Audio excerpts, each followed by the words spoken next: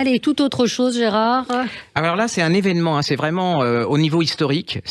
Pour moi, c'est un des grands moments de l'édition historique depuis quelques années. Hein. C'est le bouquin de Charles Éloi Vial qui s'appelle Marie-Antoinette. Ah oui. C'est chez Perrin et c'est un immense bouquin. C'est-à-dire que cet homme, Marie-Antoinette, c'est devenu, c'est une icône, c'est devenu, mais très loin de ce qu'elle était. C'est-à-dire que vous savez, ce film avec Coppola.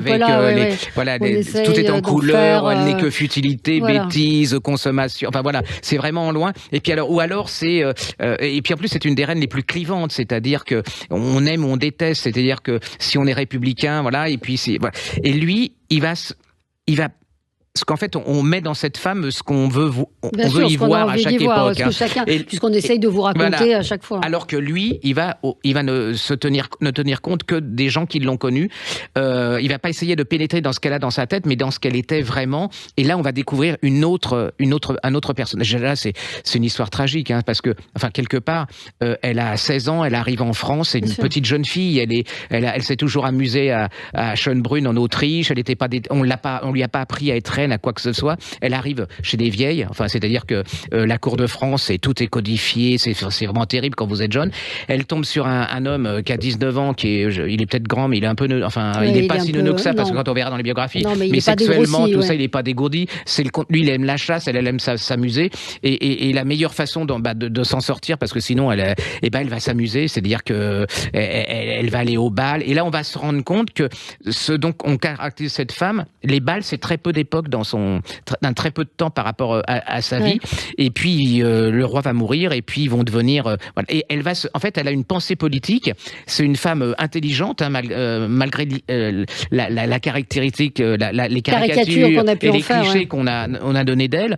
C'est un livre absolument incroyable. C'est-à-dire que et puis il y a cette fin tragique. C'est un livre qui fera référence, je pense, je pense que c'est un livre de référence sur qui était réellement Marie-Antoinette, puisque il faut rappeler qu'il est chartiste, il a travaillé sur les archives, et donc c'est d'une précision très rigoureuse, mais en même temps toujours très accessible. Voilà, il met pas dans ses émotions.